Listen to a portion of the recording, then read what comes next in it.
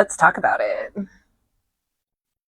Hi, friends. Welcome to Clerk Chat, the actual factual rundown of Omaha City Council meetings. I'm City Clerk Elizabeth Butler, here to recap so you know what's going on in Omaha, Nebraska. Today we're discussing the February 24th, 2026 Omaha City Council meeting. I apologize for the delay. We have had sickness going around the City Clerk's office, but we are all better now, so thank you. But as always, there were liquor items, planning items, and purchases. The highlights include so items 40 through 41 had to do with bonds for high-profile projects in the city, the streetcar and crossroads. Deputy City Attorney Jennifer Taylor explained. But that doesn't mean there wasn't opposition.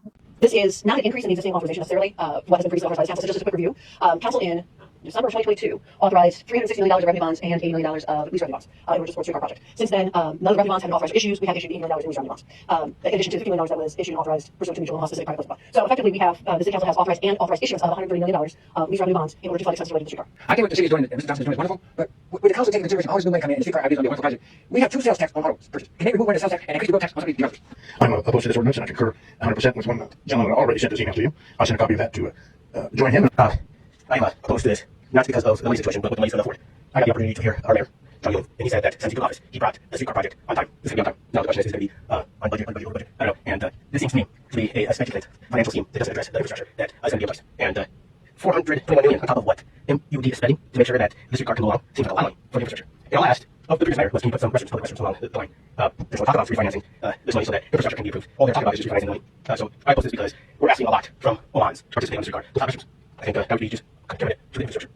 This particular bond issuance is to affect some refunding bonds as well as to pay for obligated costs of the city house to construct parking garages at Crossroads, and will be amended prior to the hearing next week to add an additional $25 million that will satisfy the city's obligation to purchase the remaining two parking garages at Midtown Crossing.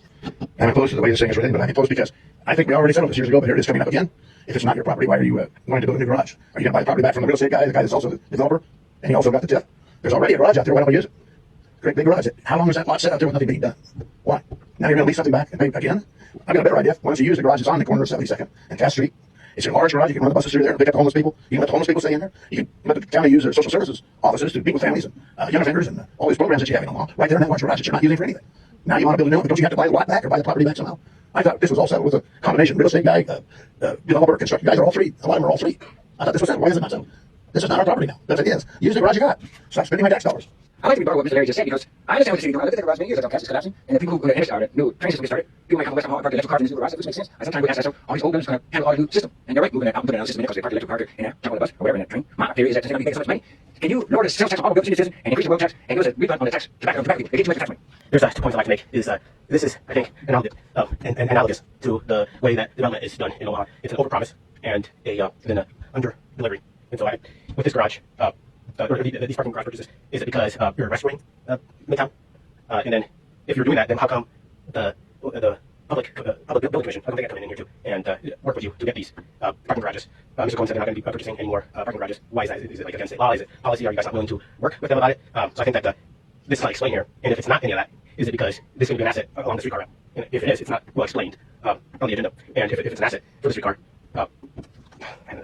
those are my 2 points. Thanks. Remember, if you come in person, everyone is welcome to attend and speak as long as it's on an agenda item. If you can't come in person, feel free to stream online or catch us on the replay for Clerk Chat. Be sure to follow us on social media. By the way, we hit 1,000 followers on TikTok. Yes! This was Clerk Chat. See you next week. Bye!